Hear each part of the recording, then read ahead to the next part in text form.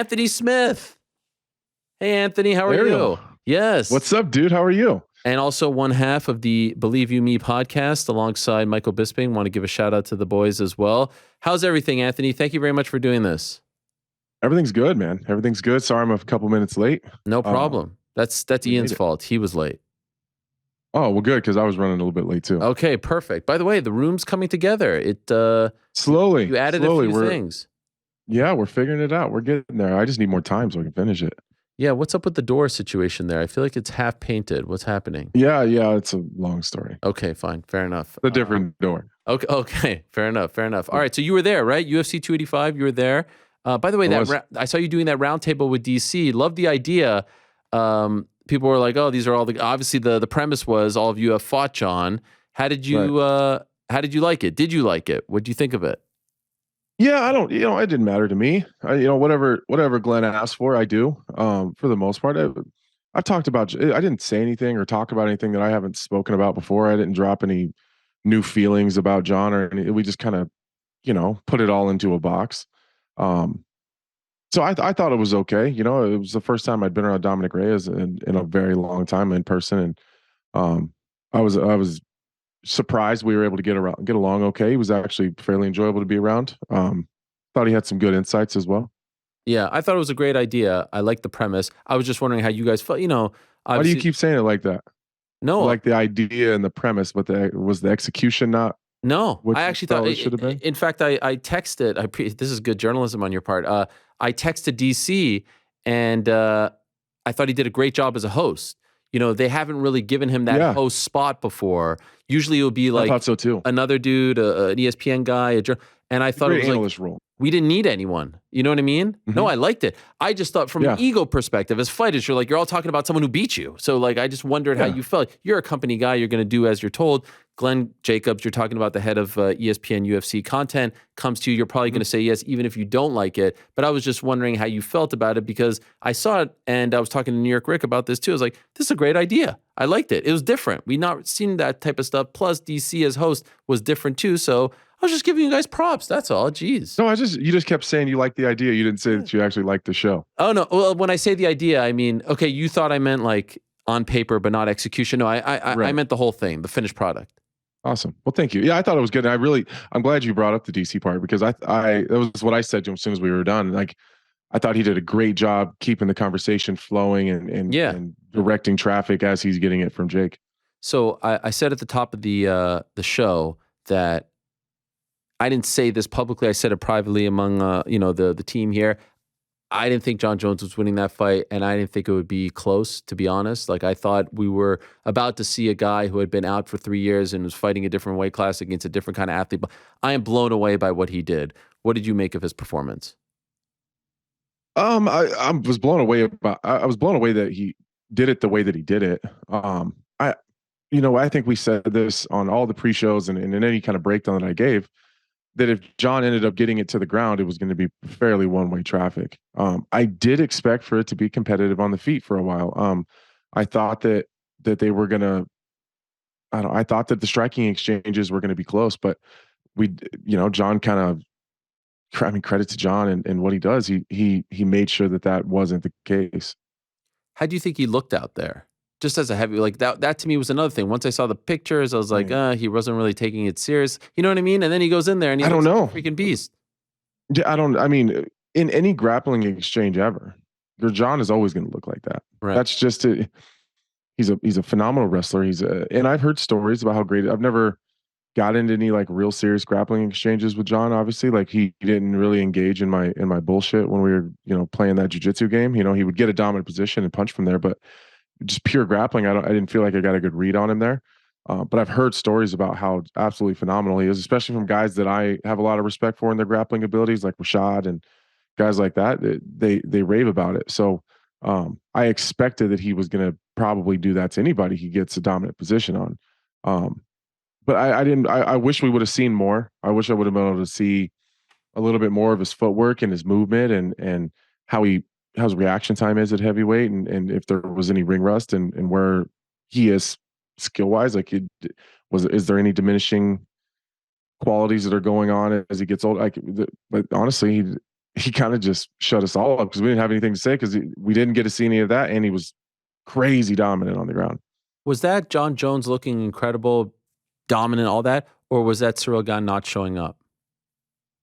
No, I think that's Jon. Okay. I think that's Jon. You know, Cyril's been in there with a bunch of people. He was obviously the interim champion of the world. Ciryl doesn't have enough time left alive to close that gap in grappling and wrestling with Jon Jones. I mean, so there is that, you know, like that is a piece of it. But I think if Jon can get a dominant position on anybody and he's motivated and he's as nasty as he seemed to be in that fight, I think that's how he is to most people. But do you think an element to that fight and that result was the moment swallowing up Ciryl Gane? It's a possibility. It's a possibility. I just don't know what Ciryl could have done better in the exchanges that they had, the small amount of them. You know, he obviously way overextended on that left hand, which is something he does do, which kind of credits Jon a little bit. He does his homework because Ciryl Gane does tend to overextend on his backhands a lot and steps forward, and Jon didn't give him any distance or range, and he didn't retreat like maybe he typically would have. He kind of just slipped to the outside and let it pass his head and then attack the body. So I don't know that Ciryl Gane had an opportunity to break. He just did something that he does a lot, and Jon took advantage of it. One thing that I've always appreciated about Jon is that he talks openly about how much he studies and how important it is to him. I've never understood fighters who proudly say, I don't watch any film.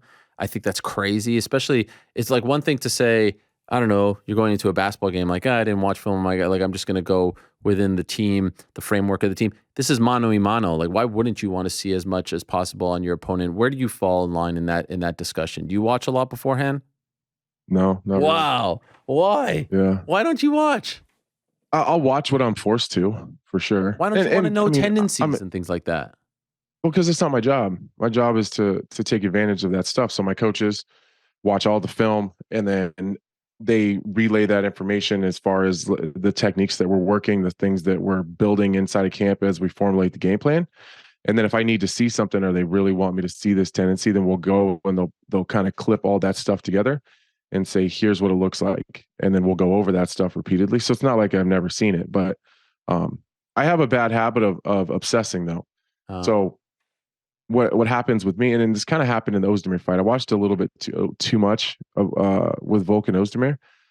And then I was kind of stuck out there waiting for shit to happen, like that I had seen him do before. But I think Jon probably has a similar experience. That nobody ever fights me the same way they fight everybody else, because I feel like nobody is like me. So not that I'm some wowing, crazy different style, but I think I think I move a little bit different. I think that some of the things I do, the timing is a little bit different. So it never looks the same. It never has. I've never watched a bunch of film and then gotten that same person or those same tendencies and well, tendencies are there, but it never really looks the same.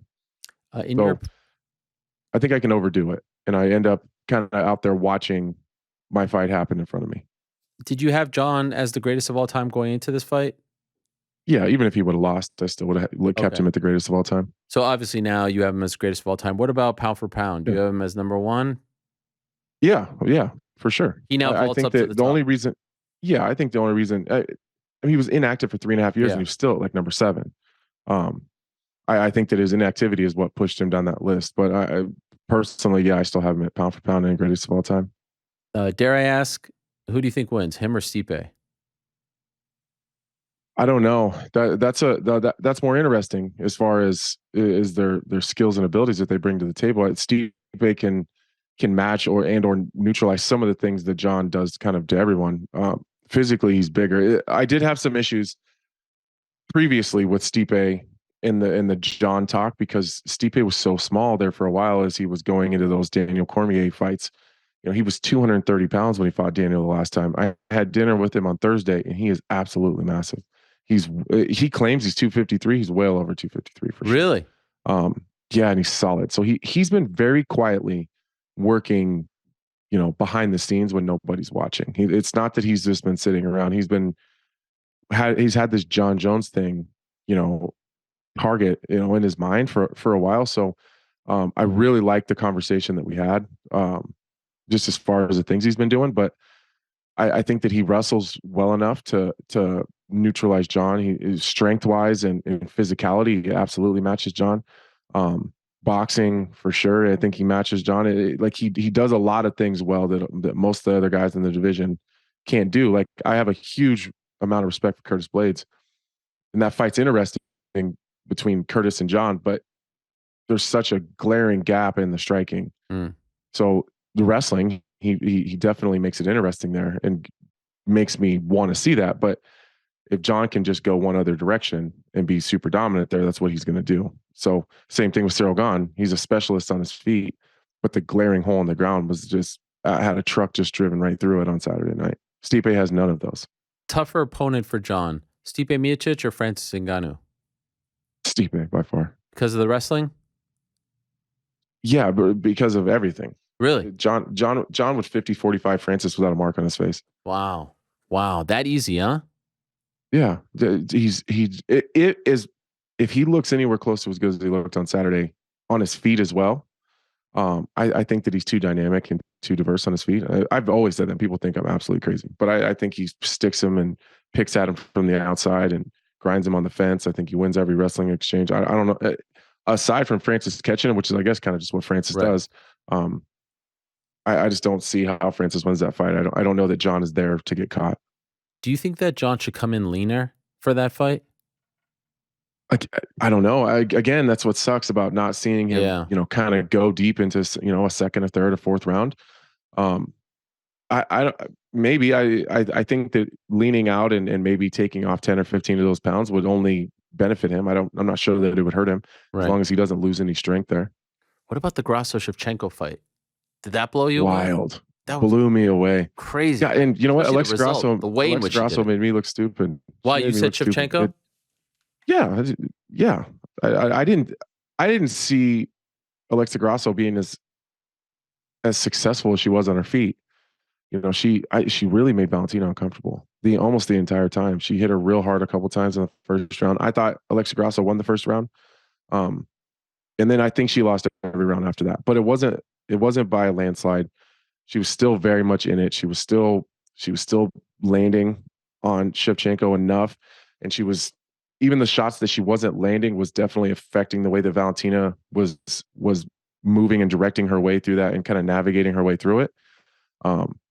I thought she was able to get to her feet. I thought she was looking fantastic. I thought Valentina was gonna run away with it, like fairly unimpeded. And after the first round, I knew right away, like, oh wow, these guys are really close. Actually, we were having a debate earlier about whether or not they should run it back right away, and the case to not run it back, because sometimes, like Juliana Pena, Amanda Nunes, it feels like that fight, the first one, never happened anymore because they run it back right away, she loses, and like the moment doesn't get a chance to live. Is there a case in your mind to be made? Maybe you do Grasso Blanchfield next, and you do Taila Santos Shevchenko, same card. Shevchenko wins one fight. Now you give her the title shot just to let the Grasso reign last a little longer, or given her dominance, given her history, her legacy, you got to run it back. It's disrespectful if you don't. I think it's disrespectful if you don't, but I absolutely understand what you're saying, though. Right. Because if she loses the rematch, then it doesn't seem fair to Alexa Grasso to even have much of a run there. But at the same time, as dominant as Valentina's been, as much work as she's put in, as just everything she's done, like she kind of just gets whatever she wants. It feels like, right? Yeah, it does feel though that the gap is closing between her and the I think we all did feel different than the Juliana Pena and Nunes fight. After that fight, all respect to Juliana Pena. I hate even talking about it because I always feel like when I see her, she's going to punch me in the face. But I just have to be honest here.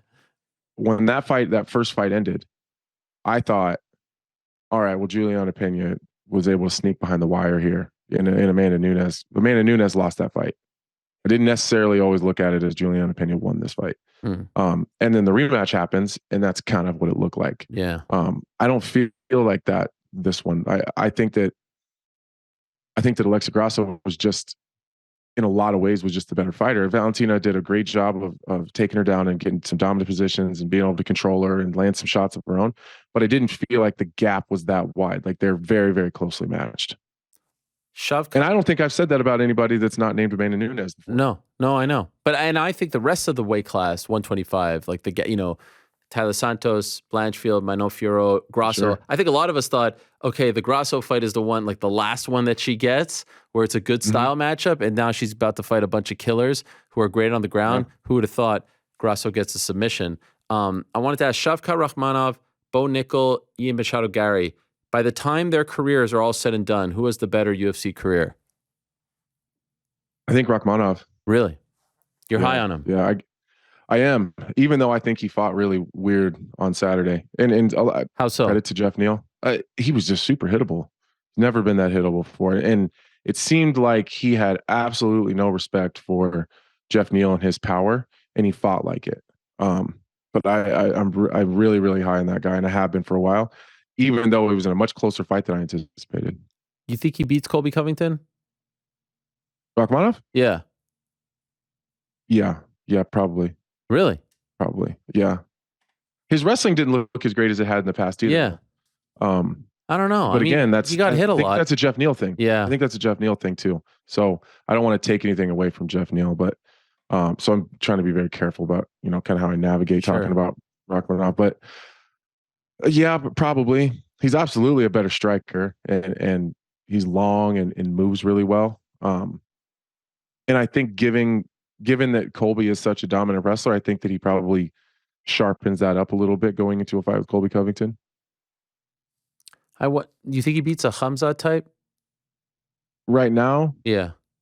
No, probably not. Probably not Khamzat. I think that's just a stylistic tough matchup. It's one that I look forward to in the future, though. Right. It's amazing. I think we see double the experience of Khamzat. Yeah, I think we see. I think we see a Rakhmonov Chimaev title fight someday. Wow, that would be nuts. We might see a Bo Nickal Chimaev title fight one day. He certainly talks about that. What do you think his ceiling is? It's high for sure. I'm really, really impressed with him. Sometimes I think what we do as fans and consumers of the sport, I think that we put so much pressure on these guys to be so much better than they should be. Where Bo Nickal should be with the amount of time that he has in this sport, multiple time national champion or not, he's outperforming anywhere that he should be for sure. Right. And he's even outperforming some of the expectations that I think we put on him. But again, if we're being critical here, I think I've seen some things that need to be shored up, which obviously has all the right in the world to make some of those mistakes. But I think it was a good opportunity for him to go in game time speed and get a dominant win over a pretty tough guy, and still have some things he can work on and take from that and go back to the gym. Can I ask, what do you think needs to be shored up? The timing on his entries could have been a little bit better and mixed in with his shots a little bit better.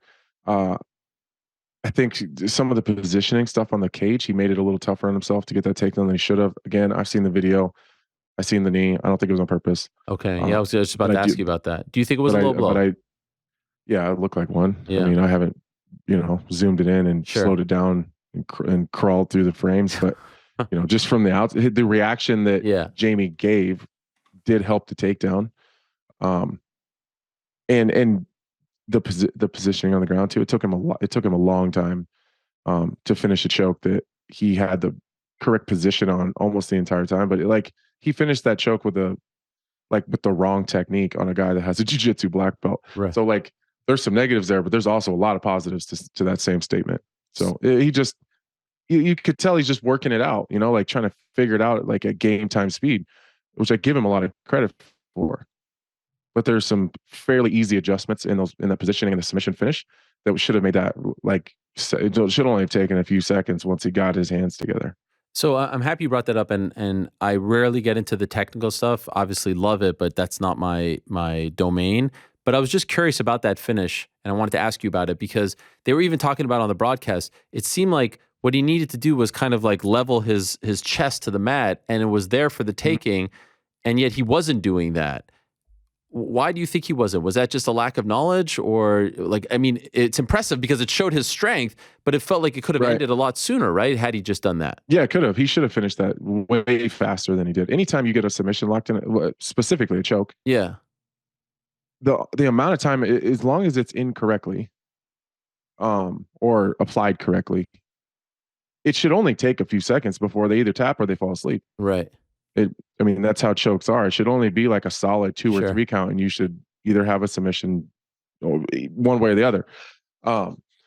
I think that as a dominant wrestler, your reaction and your comfortable place to be is completely attached to your opponent. Okay. So he even stepped back into like a half guard or kind of a weird position, because once your bodies are, just to make it a little bit easier, like you want to be teed up like this and chest down, but he kept pulling his body back down to Jamie Pickett's because that's comfortable to him, and that's how he's able to connect your, like, by me connecting my body to yours, I can feel everything. So I can control where you're moving, and I can use my body to stop the lower half by moving while I'm attacking the upper half. But on that specific finish, it's tougher. You actually have to tee your body up and get your body away from them, which makes the finish come faster. But like, listen, Jamie Pickett wasn't going anywhere until Bo Nickel figured it out game time speed, Right. which says a lot about his physicality and just his control. So, but I think he goes back to the gym on Monday and or Tuesday or whatever he goes back, and they fix that really quickly. One last thing. But there's a lot of stuff like that he doesn't know. Sure. Yeah, of course. I mean, he's just 4-0 and just started like a year ago. It's incredible. One last thing on 285. Can Cody Garbrandt turn this around, or is he who he is right now? Like, can he actually go on a run here, or based on what you saw on Saturday and as of late, there's now a ceiling? I think what we want is the Cody Garbrandt fights of old. Yeah. And no more of those are happening. Yeah. Not if he's going to continue to win. If he's going to continue to win and be successful, those are the kind of performances you're going to see. He has to stay out of the fire. And I was really happy to see him acknowledge that. It's also very unfair to Cody for us to just destroy him for who he is, like, in him getting knocked out four times in a row brutally, and then say you need to retire, he can't take the damage, his chin is gone, and then he comes out, fights a really smart game plan, and then everyone trashes on for fighting boring. Like, you can't have it both ways. He either has to fight the way he has to fight to win, or he's going to get knocked out because he hasn't shown the ability to absorb the damage. I love the way he fought. I thought that was the perfect way to fight. It's maybe not the most fan-friendly way to fight. The end of it was he got a little sloppy there, but I mean, that's the end of the fight, and he knew he was up. So I think he'll take a lot from that. He kind of took his foot off the gas, and it cost him there at the end. I thought the way he fought was magical. He definitely separated himself from the pack as far as his skill set goes. Who's the best light heavyweight in the world? Anthony Smith. I love it. All right, fair enough. Excluding yourself?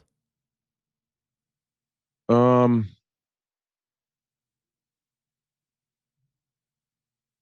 would probably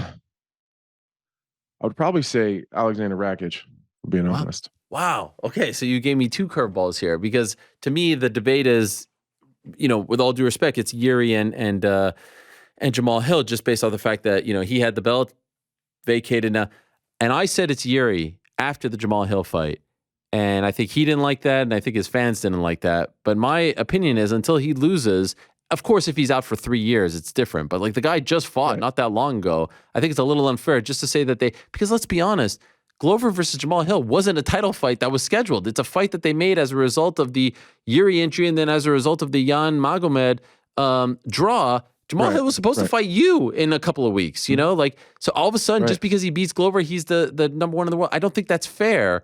So I'm wondering. Well, I don't think it's fair to even Jamal. He needs some time to continue to do what he's doing.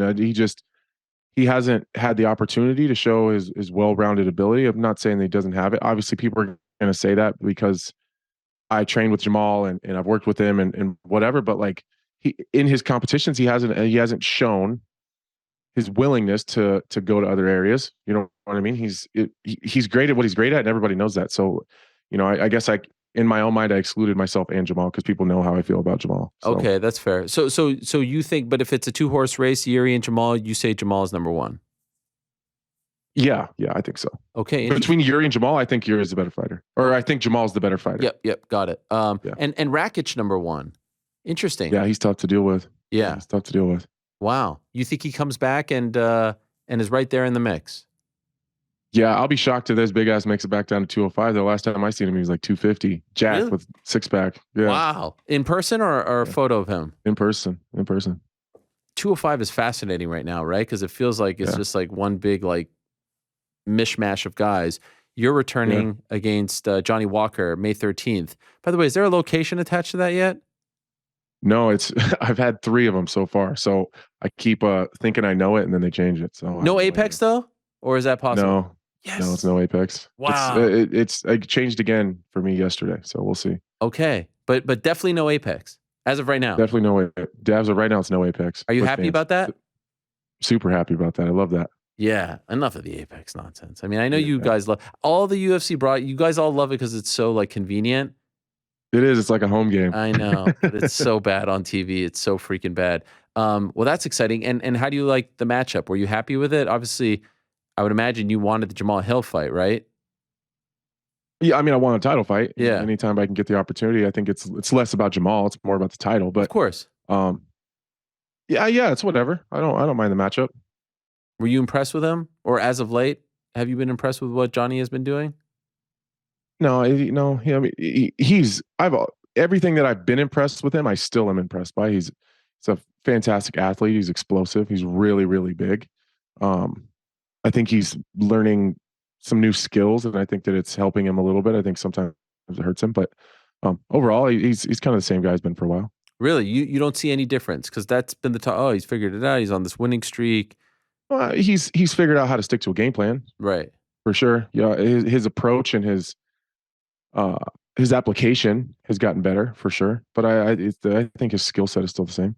Okay. And were you ever in talks for the Jamal Hill title fight? No, because Jamal got some like things he was taking care of anyway. So I knew Jamal wasn't going to be fighting for a while. Okay, so you think they'll go with Jamal and Yuri? Yeah, as long as Yuri is ready. Right. Yeah. Well, and I think he deserves that. What about you? As soon as he's ready to fight, I think he should slide right into a title fight. And what about you? Like, if you beat Johnny Walker, are you getting the winner? I think if Yuri's not ready, yeah, I think. Oh so. No, just the winner of that fight. Yuri, if let's say you beat Johnny Walker and end of summer, Yuri told us he's hoping to return around August. Who knows if that happens? But let's say they fight. Like, would you get the winner of Yuri and Jamal? I would hope so. Yeah, I would hope so. I think that I would be the only one in the top 5 coming off a win. Sure, that would be good. Have they told you that? It would be. No. I try not to look too far ahead. That's gotten me in trouble at times before. So I just focused on Johnny Walker wholly. Yeah. And would it be weird for you to fight Jamal at this point since you have a relationship, or not really? It's not like you're the best of friends. No. I mean, we're tight. Okay. You know, like I FaceTimed him with my team here in Omaha a couple of days ago while he was getting his haircut. We're just chit-chatting. So, I mean, we still talk, but we both knew what it was going into it. Sure. You know, like I think in life in general, Ariel, if you manage your expectations, then there's no surprises and you don't have to worry about weirdness or stupid things popping up. Like we expect to fight, and we expected to fight before he was the champion. So whether he's the champion or not the champion, neither one of us are going to end our careers without fighting each other. And that's just how it is. We're too close in the rankings. So, yeah, it is what it is. And I think that he learns so fast and he's such a sponge. He'll be a different person by the time we do fight. So it's not like, you know, I think it'll be a totally different Jamal Hill by the time we do fight. I would love to see it. By the way, could I ask, I know it's been a few months or a couple months or a couple weeks, few weeks. Mm-hmm. What happened with the weigh-ins in Brazil? I'd love to tell you. It's a fairly simple story, but the problem is every time everyone always gets mad when you don't give a reason for what you did or something that happened, right? They're like, well, you won't even give us a reason. We don't even deserve a reason. And they get all upset because you won't say anything. The second you give the reason, it immediately becomes you're an excuse maker. So you can't win. So I'd love to tell you, but and it would make a lot of sense. You'd be like, oh, okay, holy shit, that makes a lot of sense. But I'm asking you. So I feel like an excuse is if like you bring it up voluntarily, but I'm asking you what happened. And so you could say, yes, your response would be an excuse, but that's just the answer to the question. Yeah, I mean, I was really sick. Oh, really, really, really. That's a very good reason. Not an excuse. It's a reason. I was in the low. The week before, I was in the low 220s. It was like 221. I was like waking up at 221, which is lower than I typically am. That Friday, I flew home from Denver. I was leaving on Tuesday. I was really sick Friday. Saturday, I went to the doctor. Really bad sinus infection, and I had the flu. So they give me all the meds. I get the steroid pack, the antibiotics for the sinus infection. I'm supposed to leave Wednesday, Tuesday, because of the meds and just being sick. I ballooned to like 235, 234. So, we did all we could to get the weight off. I landed in Brazil at like 228. So from Wednesday to Friday morning, I cut from 228 to 206. How frustrating was that whole week for you? That must have been hell. Feeling sick, Yeah, trying to cut weight? Yeah, it was miserable. It was miserable. And you're there as the backup. They didn't pay you? I mean, I wasn't unhappy. Okay, all right, fine. Okay, so they did right by you. I'm happy. Of course. Okay, all right. Because I was afraid. That's your role that weekend, and so I was afraid that it would be. Yeah, I felt terrible about it too. Like I was crushed because, but sometimes that shit happens, and I'm really critical of people that miss weight. That's your job. You got to make weight. Yeah. If I was a tougher guy or mentally, I didn't have such an ego, I probably would have called and just said, "Hey, I'm really sick. I can't make it." They're going to have to just go without a backup. But again, we've had this conversation. I would have had to say I couldn't do it, and I just can't say that. Yeah. All right. Well, I'm happy it all worked out, and then you get the big fight against Johnny Walker, so it's all good. You're doing great things. I'm very happy for you. I love the idea of the round table. I'm just joking. I'm just going back to that. No, not the idea, Ariel. The execution. I love the execution. You and Mike are doing big things. I enjoy the who would have thought you and Mike together? Huh? When are you coming on our show? You guys don't. Can I be honest? By the way, your Zoom actually says the name of the guy behind the scenes, which is funny. I don't know. Or is that no? That's Ant for you. I thought it was Ant Evans who helps Mike. Me. Okay. Yeah, no. Can I tell you something? Can I shoot with you for a second? I think Bisping doesn't like me anymore. He doesn't invite me on, doesn't talk to me, doesn't return my texts. It's really? Weird. Yeah. We used to be like so tight. No, we always get so excited when you talk about our show. I try to show you guys so much love. I always say it's a great show. You plug us a lot. Yes. Yeah. And I get nothing back. No, I get nothing back. No, never. I'm very sensitive. Well, we're going to have you on. We're going to talk about it. I feel like I'm one of, We got Stipe today. Oh, you did? Oh, I got him too. Yeah. Oh, yeah. Of course you do. That's right. Of course. Yeah, well, that's an easy get. Right before us too. That's an easy get. Have you done it yet? Yeah. No, it's here in a couple hours. Oh, okay. The guys in the back were telling me that Stipe is a tough interview, but I feel like with people like you, with Weidman, he opens up a little more. Yeah, because he trusts us. Wow. I think he's had some people. What are you talking about? He doesn't trust me?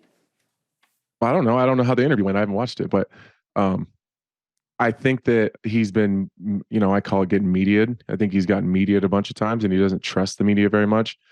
I think they ask. I don't know. I think that he just always feels like there's an ulterior motive to some of their questions, and he knows that Weidman and I aren't going to walk him into a trap. No. Neither would I, by the way. Was it good though? I mean, it was a fairly standard Stipe interview. He doesn't give you much. Really? But I appreciate his presence. I'm happy. I know what I'm getting out of it. Yeah. I know. But even me, he's hard to get. Yeah, that's the problem. Once I get him on, he's great. It's just getting him on is the problem. That's right. He's a guy's guy. Because he lives no fighting outside of actually fighting. I know. It's unbelievable. Like at all. I asked him about John's last few fights, and he's like, "Yeah, I didn't see them." I'm like, "All right." No, he's not lying either. No, I know. I believe him. Yeah, he doesn't watch fighting. He does. Yeah. When are we going to see you do a color commentary thing, like like in the booth, not desk? When are we going to see that? I feel like you'd be really good at that. I think when there's a position open, I think that's what it comes down to. They all just do such a good job. Yeah.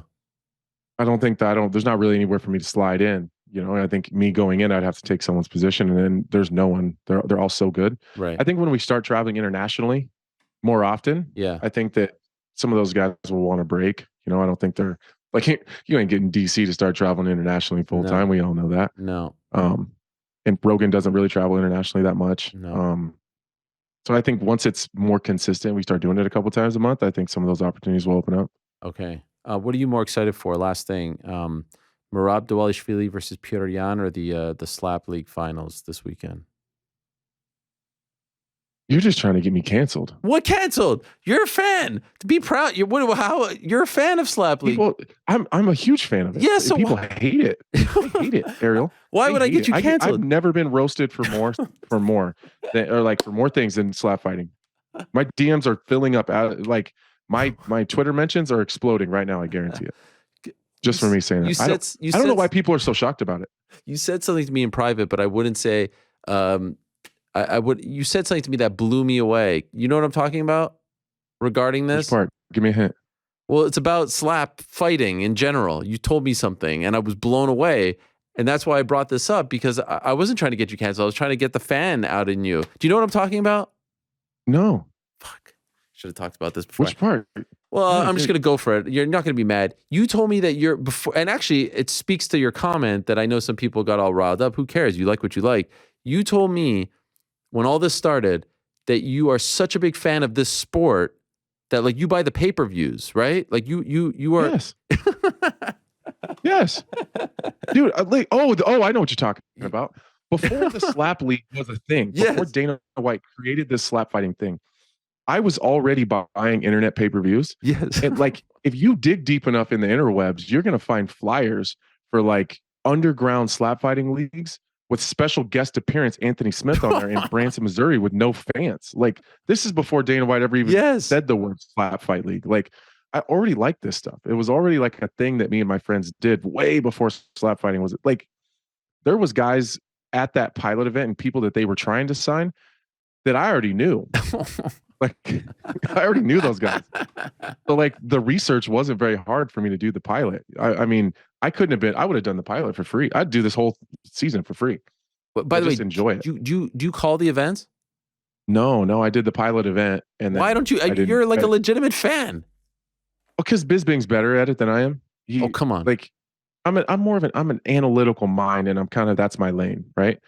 Bisping is a very good analyst. He breaks things down really well, but he also, what he does better than I do by far is getting people excited. And I think that's more of a skill set needed for slap fighting, because there's not a lot of analysis and breakdowns going on. But he gets you excited about shit you wouldn't typically be excited about. He's a fantastic promoter. Right. Are you? I don't do that good of a job there. So you watched it every week. You're legitimately excited for the final. Oh yeah, I can't wait. And I'm just so shocked that people are mad that I'm mad. That are like mad. Yeah, who gives a crap? Like, I couldn't care less. I mean, I've been supporting myself by punching other men in the face for money since I was 17 years old. My entire adult life. And you're shocked that I enjoy watching one man slap the shit out of another one. Like, I think that says more about other people than it does about me. Have you ever tried it? No, I would never do that shit. Ever. Why? It's just not me. It's not you, but you love it. No, they're different, man. These guys are wired differently. There's no way I could do that. Who's the John Jones of slap fighting? He's not even in the slap fight league. But like, what's his name? They're not real names. Like, who's the GOAT? Like, they don't. Like, who's the man? Who's the guy? Who's the greatest of all time? It's a heavyweight that's signed with that league in Missouri. I don't know. Oh, you don't. Oh, okay. It's a heavyweight that's signed in that league in Missouri. There's another league in Missouri that has big names. It's not just one. Like, oh yeah. Wow. Oh yeah. Yeah. Oh yeah. And you're a fan. Like, you follow this. Is there like a whole whatever Hunter and Dana need to do to go get a couple of those guys? They need to go. Wow. They're that. And good. They tried. They're that. They good. tried. Yeah. Hunter and Dana have tried, and they're in contracts. They can't. They want to. They can't. Yeah, I bet they want to. I mean, what a difference. Yeah. Is there like podcasts and stuff? Is there like an MMA hour for slap fighting? Is there like a whole world that we don't know about? I wouldn't say it takes an hour, but okay. Yeah, it's its own finger of business there, Ariel. And you love it. I love it. You can't It's just different. So it's the wow factor. You know how hard it is? I've been in this sport for 16 or 17 years. Like, you know how hard it is for me to like get that feeling of, oh, holy shit. Like, I've just been in so many fights. I've seen so many fights. The last time I had any reaction that made me feel like I was watching every single slap fighting card they have is like when Masvidal knocked out Ben Askren. Right. That was the last time I remember feeling like truly shocked and excited. You must have been super pumped when your promoter, your boss, essentially is getting involved in this world. You're like a closet fan of. Yeah, were you a closet fan? I think I would. Okay. I would say I was a closeted fan. If they were to ask me to just be like one of the security guys that catch them as they fall, I would do that. Oh my God. What a miss not using you in all this. You legitimately love it. I love it. Yeah. Are you going to the finale? No, I'm in training camp. Oh. Well, you were just... Yeah. I mean, if they asked me to work it, I mean, I'd have to go, sure, for my job. What are you more excited for? The finale or like 285? Like, what would you be more excited to work if they offered it to you? The finale. Wow. Yeah. That is amazing. For sure. Without a question. Wow. I appreciate that. I like people who have quirky interests. Yeah, it's just different. It's different. I like bare knuckle too. Like it's like weird shit. Wow, what do you think about Eddie Alvarez and Rockhold going there?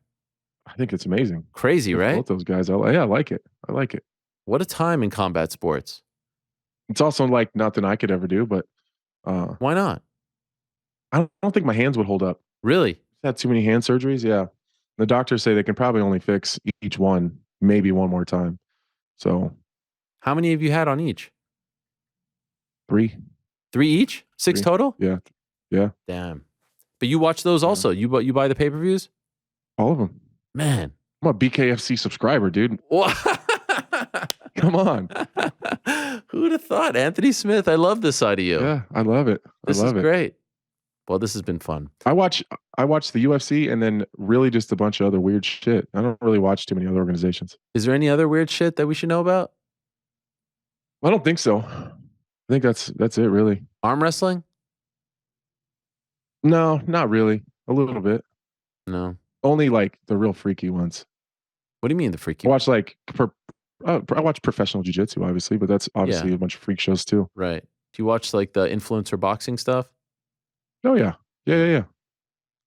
Obviously, gotta be a freak show though. Yeah, gotta be different. Did you see there was a tag team match this weekend? Did you see that? There's people in Russia that fight like 100 on 100. Yeah, like that's MMA crazy. rules, like in a field. You like that? Yeah, wild. I love it. When's the new episode of BYM out? Tonight. You come out Monday nights. Monday nights, yeah. You don't dare premiere, Ariel. We're kind of fancy. Yeah, you don't dare go head to head with me. That would be crazy. Well, no, we're just giving you an opportunity. You got to have a place here too. That's right. Thank you. I appreciate that. Thank you very much. Go check it out. I will as well. I enjoy the show very much. Great stuff. Thank you for doing this, Anthony. And good luck. If we don't speak before, hopefully we do. I don't know. Maybe you're gonna start charging me for these appearances. If not, yeah, right. All you gotta do is reach out, Ariel. I've never told you no. I know, you're the man. I appreciate that very much. Good luck in training, my man. Thank you. Take care, brother. All right, there he is, Anthony Smith. What a guy. Great guy. Met him. Actually met him.